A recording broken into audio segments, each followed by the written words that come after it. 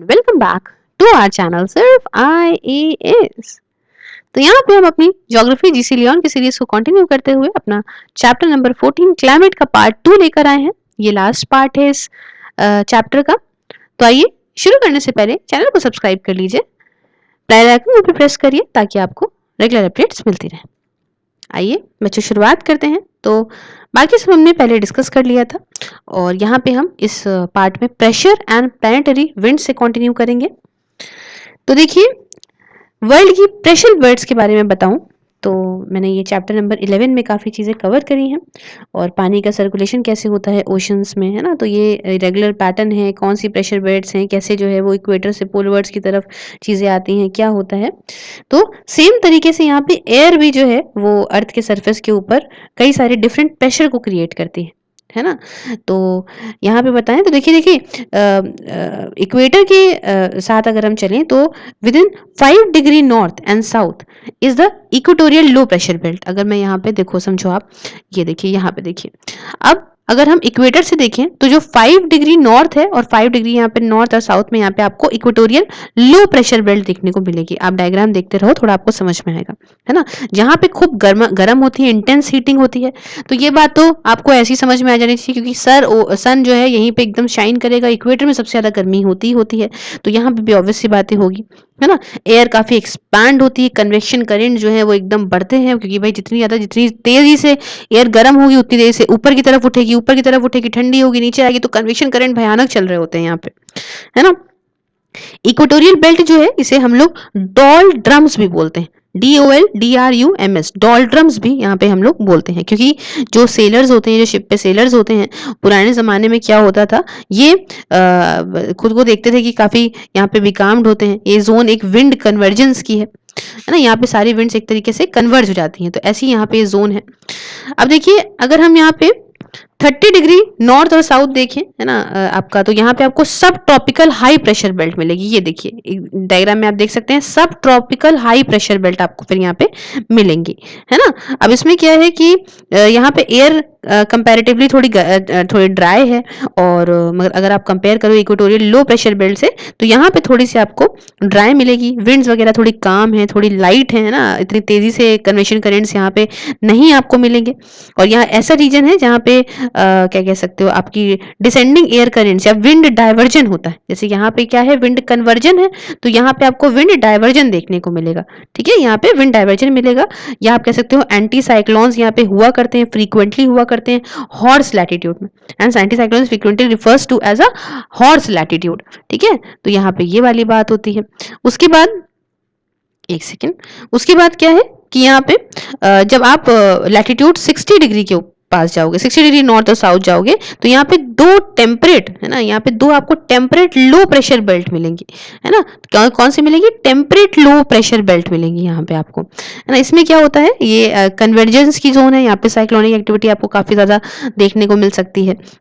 और जो सब पोलर लो प्रेशर एरियाज हैं ये बेस्ट डेवलप हैं आपके ओशंस के आसपास, जहाँ पे टेम्परेचर डिफरेंस समर और विंटर में होता ही नहीं है। क्यों, क्योंकि यहाँ पे ओशंस के आसपास क्या ही डिफरेंस होगा, वही लैंड और सी ब्रीज प्रॉपर चला करती हैं, है ना। तो ये यहाँ पे हम बात करेंगे ये सब पोलर लो प्रेशर बेल्ट, ये देख सकते हैं आप डायग्राम में, ये देखिए नॉर्थ और साउथ, है ना। अब नॉर्थ पोल की बात करें और साउथ पोल की बात करें, जो 90 डिग्री नॉर्थ और साउथ में है ना, टेम्परेचर परमानेंटली यहाँ पे कैसा होगा, ठंडक होगी। तो परमानेंटली टेम्परेचर बच्चों यहाँ पे कम ही आपको देखने को मिलेगा। ठीक है, और यहाँ पे अनलाइक द वाटर मास, क्योंकि पानी में क्या होता है कि भाई पानी में यहाँ पे डिफरेंट चीजें होती हैं। तो हाई लैटिट्यूड अगर बात करें और या सदर्न हेमिस्फीयर की बात करें तो हाई प्रेशर्स होते हैं लैटिट्यूड वगैरह में, जो नदन या बहुत ही कम कॉम्प्लिकेटेड प्रेजेंस आपकी लैंड की दिखेगी अगर आप यहाँ देखने चलोगे तो कुछ प्रेशर डिफरेंसेस समर और विंटर में आप एक्सपेक्ट कर सकते हो जो कि पोलर एरियाज में दिखते हैं, लेकिन बाकी आप ऐसा कुछ नहीं देखोगे, पोलर एरियाज में कोई खास डिफरेंस आपको देखने को नहीं मिलेगा। अब अगर हम यहाँ पे प्लैनेटरी विंड्स की बात करें तो देखिए ये जो पैटर्न होता है ना परमानेंट प्रेशर बेल्ट्स का, गोल्ड के, है ना, भाई देखो ग्लोब के ऊपर परमानेंट प्रेशर बेल्ट्स हैं, यहाँ पे आपको इक्वेटोरियल दिख रही है, यहाँ पे आपको सब ट्रॉपिकल दिख रही है, यहाँ पे सब पोलर लो प्रेशर बेल्ट दिख रही है, फिर यहाँ पे सब पोलर हाई प्रेशर बेल्ट दिख रही है। तो पूरे ग्लोब में आपको जो ये प्रेशर बेल्ट जो आपको दिख रही है ना, ये जो है विंड्स यहाँ पे ब्लो होती है from high pressure belt to the low pressure belt. जो हाई प्रेशर बेल्ट होती हैं वहां से लो प्रेशर की तरफ आती हैं, है ना। तो देख रहे हैं ना, ये हाई प्रेशर बेल्ट है, तो देख रहे हैं आप नीचे की तरफ आ रही है ना, तो यहाँ पे लो प्रेशर की तरफ, यहाँ पे भी देखिए सब ट्रॉपिकल हाई प्रेशर बेल्ट है, तो ये लो प्रेशर की तरफ जा रही है। तो यहाँ पे बेसिकली क्या होता है, विंड जो है वो आपकी हाई प्रेशर बेल्ट से लो प्रेशर बेल्ट की तरफ जाती हैं, प्लैनेटरी विंड्स के जो है वो एज अ प्लैनेटरी विंड्स। तो instead of blowing directly from one pressure belt to another, however the effect of the rotation of the earth, मतलब जो कोरियोलिस फोर्स होता है ना, अर्थ नाच रहा है ना, तो ये अर्थ नाच रहा है, तो जो नाच रहा है, ये जो फोर्स लग रहा है, जो कोरियोलिस फोर्स को बोलते हैं, जो इफेक्ट है ये, इसी से तो जो अर्थ नाच रहा है, इसी से तो इधर उधर हवाएं चल रही है ना। अगर अर्थ एक ही जगह होता तो हवा कैसे इधर उधर चलती, है ना। तो जो इसका इफेक्ट होता है, ये भी एक आप कह सकते हो, ये भी एक जो है वो डिफ्लेक्ट करता है, डायरेक्शन देता है विंड को, कि भाई अगर जिस हिसाब से अर्थ नाचेगा उस हिसाब से यहाँ पे विंड भी तो चलेगी। तो ये भी इसका भी बड़ा रोल है। और नॉर्दर्न हेमिस्फीयर में अगर हम नॉर्थ की बात करें, तो विंड जो है वो डिफ्लेक्ट होती है राइट की तरफ। ये देख रहे हैं आप, देख सकते होंगे राइट की तरफ डिफ्लेक्ट हो रही है, ठीक है, विंड यहाँ पे। और यहाँ पे राइट की तरफ होती है, और सदर्न हेमिस्फीयर में यहाँ पे लेफ्ट की तरफ होती है, जैसे कि आप यहाँ पे भी देख सकते हैं, लेफ्ट की तरफ हो रही है ना। ये देखिए, तो ये आपको यहाँ पे डिफरेंस देखने को मिलेगा। अब देखिए यहाँ पे क्या होता क्या है कि इसको हम लोग यहाँ पे फेरेल्स लॉ ऑफ डिफ्लेक्शन बोलते हैं। क्या बोलते हैं? Ferrel's law of deflection. Coriolis force यहाँ पे एब्सेंट होता है इक्वेटर पे, यहाँ पे आपको इस जगह पे कोरियोलिस फोर्स नहीं मिलेगा। तभी देखिए यहाँ पे क्या चीजें क्या होती हैं, यहाँ पे जो है वो कोरियोलिस फोर्स एब्सेंट होता है इक्वेटर पे, बट यहाँ पे जैसे जैसे आप पोल्स की तरफ बढ़ोगे तो कोरियोलिस फोर्स यहाँ पे बढ़ने लग जाता है। समझ में आई बात? तो अभी ऐसे देखो ना आप कि यहाँ पे जो विंड्स हैं, एक सेकेंड यहाँ पे मैं आपको थोड़ा सा और एक्सप्लेन करने की कोशिश करती हूँ। तो यहाँ पे जैसे कि विंड्स हैं, ठीक है, तो वो ये ऊपर डिसेंडिंग है, फिर ये यहाँ पे असेंडिंग एयर है, फिर यहाँ पे डिसेंडिंग एयर है ना, फिर यहाँ पे जो है वो नीचे की तरफ डिसेंडिंग एयर है, फिर यहाँ से ऊपर की तरफ बढ़ेगी, असेंडिंग एयर है ना। तो ये तो कोरियोलिस फोर्स कहाँ पे? इक्वेटर पे यहाँ पे नेग्लिजिबल है, ऑलमोस्ट नेग्लिजिबल है।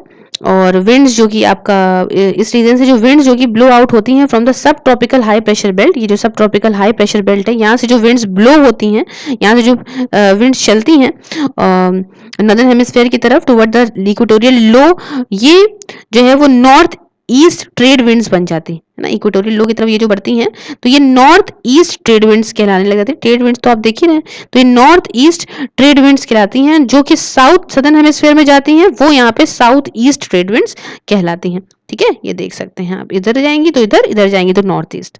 क्लियर है? तो यहाँ पे ऐसा कुछ होता है।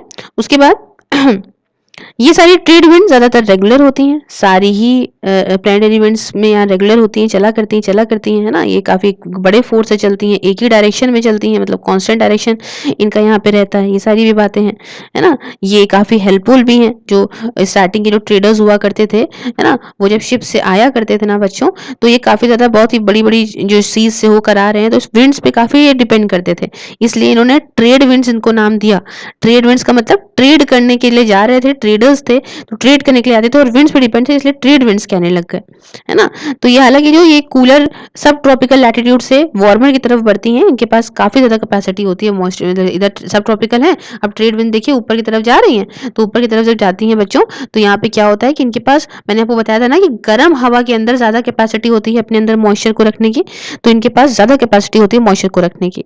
ठीक है, तो जब ये ओपन सीज से जा रही होती है, ये बहुत सारा, बिल्कुल जैसे मान लीजिए कि एकदम समुद्र से होके गई, तो खूब अपने अंदर मॉइस्चर भर लेती हैं। और भरने के बाद ये ईस्ट कोस्ट में, कॉन्टिनेंट्स के ईस्ट साइड पे, ईस्ट कोस्ट पे कॉन्टिनेंट के ये पूरे से अपने शेड कर देती हैं, और वहां पे खूब सारी बारिश को ले आती हैं, क्योंकि इनके अंदर बहुत सारी कैपेसिटीज सीज से होते हुए आने की वजह से काफी ज्यादा भर जाती है ना। और जैसे जैसे बेचारी ये वेस्ट कोस्ट की तरफ जाती हैं, तो ये रीजन जो है इनके पास देखते हैं डेजर्ट्स वगैरह बहुत ज्यादा होती हैं वेस्ट कोस्ट में। क्यों? क्योंकि जब ईस्ट कोस्ट में शेड कर दिया, धीमे धीमे सब खत्म, सारा सामान तम हो गया, तो ये सारे रीजन जो है यहाँ पे आपको डेजर्ट्स मिलेगी। जैसे ये सहारा डेजर्ट को ले लो, आप कालाहारी को ले लो, अटाकामा को ले लो, ये सारी डेजर्ट्स आपको किस साइड देखने को मिलेंगी? ये सब सारी आपको यहाँ पे वेस्ट कोस्ट में ही मिलेंगी, है ना। तो ये सारी चीजें यहाँ पे होती हैं। ये हमने बात करी। उसके बाद देखिए जो सब ट्रॉपिकल हाई प्रेशर बेल्ट है, ये वाला जो सब ट्रॉपिकल हाई प्रेशर बेल्ट है ये वाला, ठीक है। तो जब विंड यहाँ से टेम्परेट लो प्रेशर बेल्ट की तरफ जाती है, अब जब नीचे की तरफ जा रही है, टेम्परेट लो प्रेशर बेल्ट की तरफ जा रही है, तो इनको हम लोग वेस्टर्लीज बोलते हैं, जैसे कि आप यहाँ पे देख सकते हो वेस्टर्लीज बोलते हैं, है ना। तो जो कोरियोलिस फोर्स जो है, जो अर्थ घूम रहा है जो फोर्स लग रहा है, जो कोरियोलिस फोर्स का जो इफेक्ट है, इसमें ये साउथ वेस्टर्लीज बन जाती हैं।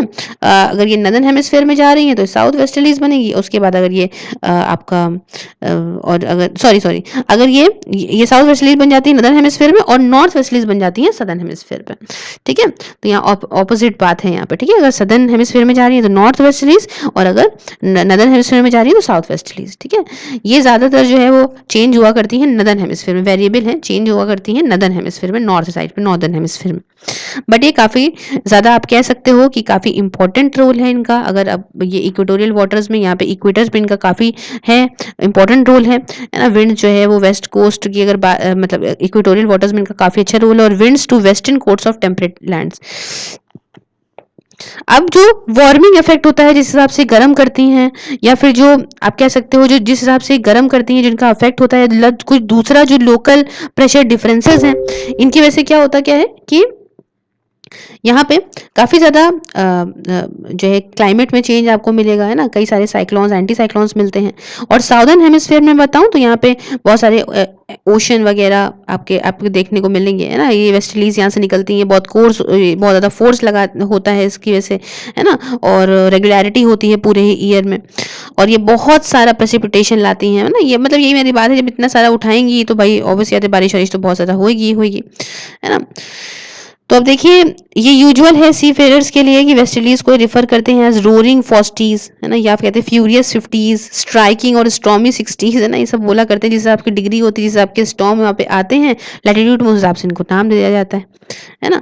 तो ये बात यहाँ पे समझिए कि सारे जो वेस्टर्न कोट्स हैं इसमें आपका वेस्टर्लीज पूरे साल नहीं रहेंगी, ऐसा भी नहीं होता है। कुछ जैसे कि आपका कैलिफोर्निया, आपका सेंट्रल चील, सदर्न अफ्रीका या सदर्न वेस्टर्न ऑस्ट्रेलिया में वेस्टर्लीज जो है सिर्फ और सिर्फ विंटर के टाइम पे मिलेंगी, है ना। तो जब विंटर के टाइम पे मिलेंगी, ये क्यों होता है, क्योंकि यहाँ पे विंड बेल्ट की शिफ्टिंग देखने को मिलती है, विंड बेल्ट चेंज हुआ करती हैं अप्रोक्सीमेटली यहाँ पे।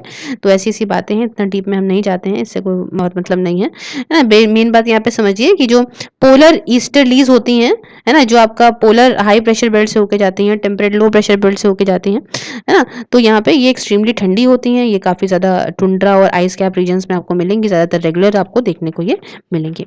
क्लियर है। आगे बढ़ते हैं, आगे बात करेंगे लैंड और सी ब्रीजेस और मॉनसून्स के बारे में। तो देखिए लैंड और सी ब्रीज तो हमने कई बार डिस्कस करी है ना। तो लैंड और सी ब्रीज आप जानते हो, और इवन मॉनसून्स भी, ये सब भी काफी छोटे स्केल में होते हैं। काफी बेसिकली ये तब होते हैं जब लैंड और सी जो है वो गर्म होती हैं, है ना। तो यहाँ पे आप समझ रहे हो ना, ये तो हमने समझा ही था कि दिन के टाइम पे क्या होता है कि जो है पानी जो है, सी का पानी बहुत देर में गर्म होता है ना, और जमीन जो है वो बहुत जल्दी गर्म हो जाती है। तो दिन के टाइम पे क्या होता है कि सी से जो ठंडी हवा है वो यहाँ पे चलती है लैंड की तरफ, है ना। और रात में क्या होता है, लैंड जल्दी ठंडी हो जाती है, सी बहुत देर में ठंडी होती है, तो यहाँ से लैंड से ठंडी हवा जो है वो सी की तरफ जाती है। तो यही लैंड और सी ब्रीज का जो है वो मेन काम है। तो सी यहाँ पे कंपेरेटिवली ठंडी रहती है, अगर आप कहो तो हायर प्रेशर में, है ना। तो यहाँ पे ये बेसिकली इसका बहुत ज़्यादा इतना मतलब नहीं है, रात के वक्त ये रिवर्स मैंने बता दिया आपको, है ना। अब सेम तरीके से मॉनसून्स वगैरह भी होते हैं। मॉनसून्स वगैरह जैसे मान लीजिए फटाफट गर्मी आई, गर्म बहुत ज़्यादा गर्म हो रहा है, ज़्यादातर पार्ट गर्म है ना। तो इससे क्या होगा कि यहाँ पे जो गर्म हवा है वो ऊपर की तरफ जाएगी, ऊपर यहाँ पे कंडेंस होगी, है ना, यहाँ बादल फॉर्म होंगे। तो यहाँ पे जब पूरी तरह से सैचुरेट हो जाएंगे बादल और ठंडक होगी, जब एयर की मॉइस्चर होल्डिंग कैपेसिटी कम हो जाएगी तो वो क्या करेगी, वो बारिश कर देगी, है ना। तो यहाँ पे ये वाली सारी चीजें हो जाती हैं। और सिमिलरली सेम तरीके से क्या है कि विंटर वगैरह में लैंड ठंडी रहती है, आसपास की सीज से लैंड ठंडी रहती है ना, आराम से बिल्कुल ठंडा ठंडा मौसम रहता है।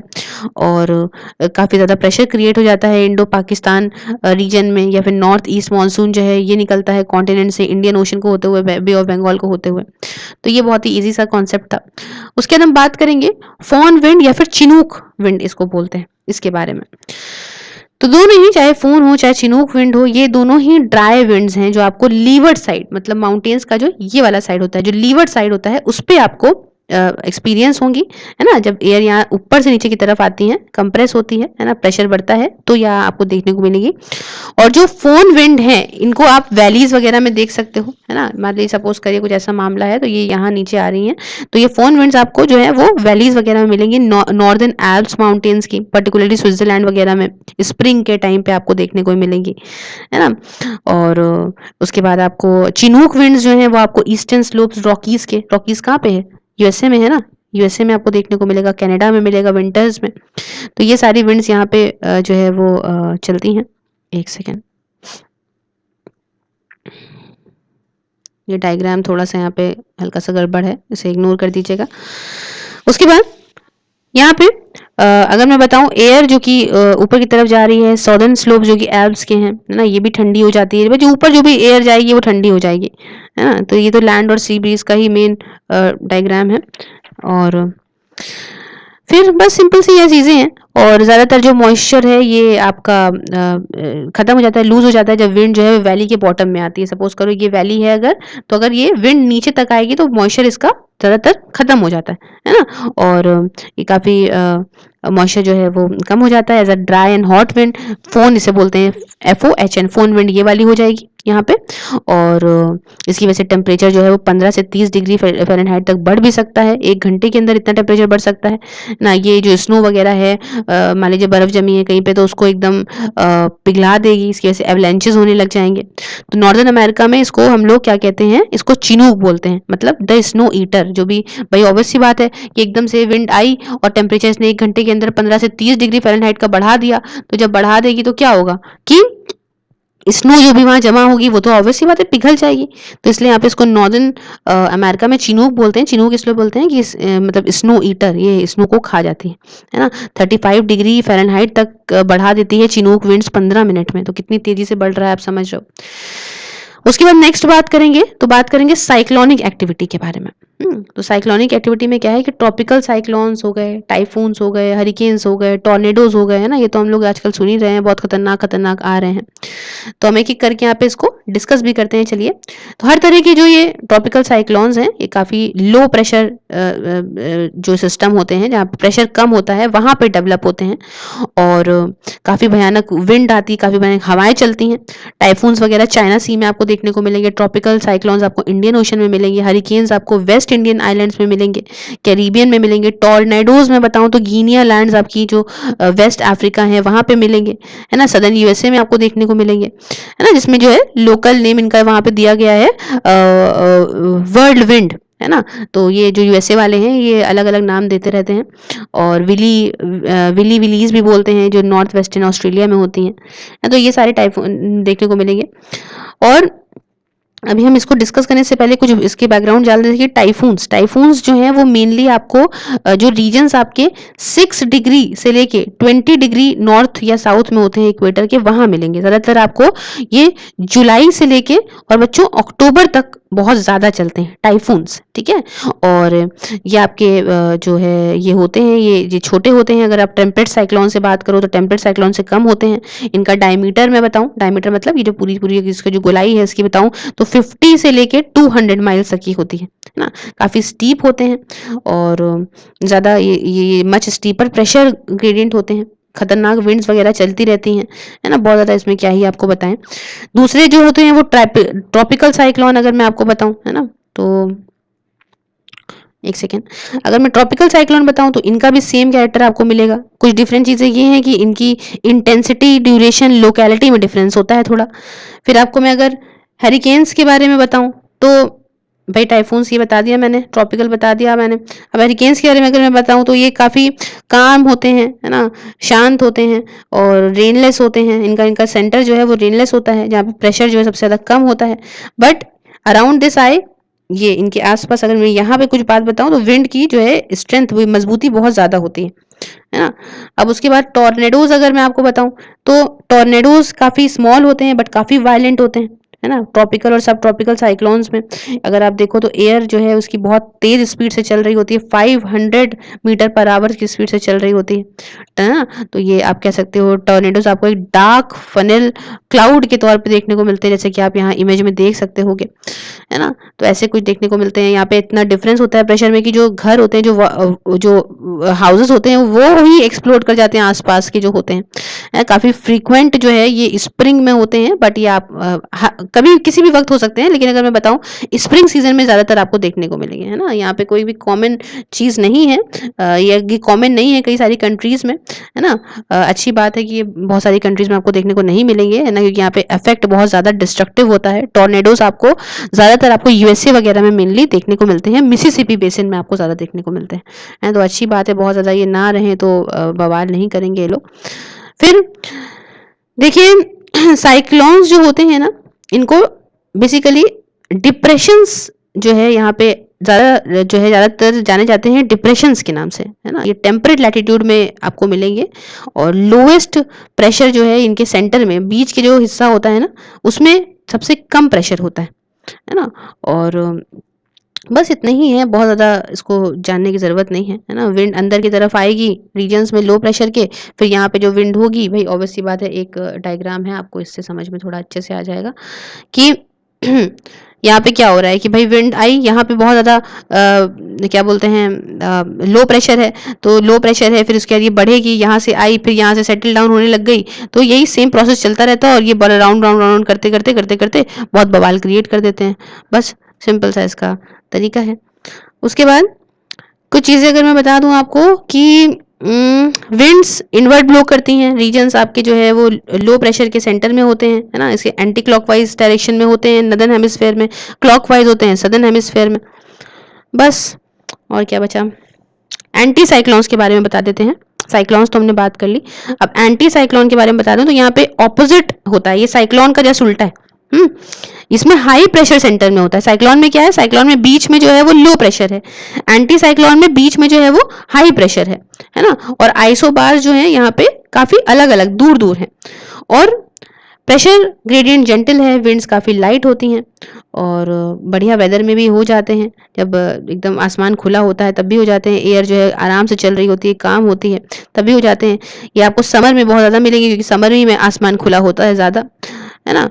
और बस इनका टेम्परेचर जो है वो हाई होता है समर में, ठंडा होता है आपका कूल होता है विंटर में, यही सारी बातें हैं। उसके बाद इसका लास्ट टॉपिक हम यहाँ डिस्कस कर लेते हैं, climatic types and natural vegetations के बारे में। तो देखिए काफ़ी ज़रूरी है ये जानना कि वर्ल्ड कई सारे क्लाइमेटिक जोन्स में डिवाइड है, आप जानते हो। और यहाँ पे आप जानते हो कि कुछ जैसे कि नेचुरल वेजिटेशन होती हैं, कहीं पे फॉरेस्ट है, ग्रासलैंड है, डेजर्ट्स हैं, है ना। तो फॉरेस्ट है, अमेजॉन फॉरेस्ट डेजर्ट हो गई, सहारा डेजर्ट हो गई, ग्रासलैंड्स वगैरह हैं, है ना। क्रॉप्स हैं, कहीं पे एनिमल्स हैं, कहीं पे ह्यूमन एक्टिविटीज़ है। तो हर जगह पे चीज़ों के हिसाब से यहाँ पे डिवाइड करा गया है। और तो यहाँ पे कुछ एक चार्ट है, हम देख सकते हैं। यहाँ फॉरेस्ट है, ग्रासलैंड्स हैं, है ना, डेजर्ट वाले हो गए। तो अगर हम फॉरेस्ट में आपको बता दें तो देखिए ट्रॉपिकल रेन फॉरेस्ट हो गए, ट्रॉपिकल डेसिडियस फॉरेस्ट हो गए, टेम्परेट एवरग्रीन फॉरेस्ट हो गए, टेम्परेट डेसिडियस फॉरेस्ट हो गए, मेडिटेरियन फॉरेस्ट हो गए, कॉनिफेरस फॉरेस्ट हो गए। तो ये सारे फॉरेस्ट, इनकी कैरेक्टरिस्टिक्स आगे आने वाले चैप्टर्स में हम पढ़ेंगे ही पढ़ेंगे। ग्रासलैंड में आपकी ट्रॉपिकल ग्रासलैंड होती है, टेम्परेट ग्रासलैंड होती है, डेजर्ट में आपकी ट्रॉपिकल डेजर्ट होती हैं, टुंड्रा रीजन्स होते हैं ना, कोल्ड डेजर्ट जिनको बोलते हैं हम यहाँ पे। तो ये सारी चीज़ें होती हैं। इसी के साथ हमारा ये लेसन भी कंप्लीट होता है। अगर आपको वीडियो अच्छा लगा तो प्लीज़ लाइक ज़रूर करिएगा, शेयर करिएगा दोस्तों के साथ, सब्सक्राइब करिएगा अपने खुद के चैनल सिर्फ IAS को। बाकी ये वीडियो आप फेसबुक पे देख सकते हो, सिर्फ IAS के नाम से पेज है, लाइक करके देख लीजिए। बाकी ट्विटर, इंस्टाग्राम, टेलीग्राम सबकी आईडीज़ की लिंक डिस्क्रिप्शन बॉक्स में है, कहीं पे भी आप मुझे फॉलो कर सकते हो। जब फॉलो करने जाओगे ही तो कमेंट बॉक्स में अपना कमेंट छोड़ के ज़रूर आइएगा। साथ ही साथ ज्वाइन बटन प्रेस करके आप मेरी मेंबरशिप को भी ज्वाइन कर सकते हो। आप प्रेस करोगे तो आपको पर्क्स मिलेंगी, अगर आपको अच्छी लगे तो आप मुझे जरूर फॉलो कर सकते हो। Thank you so much for discussion, have a wonderful day ahead, take care.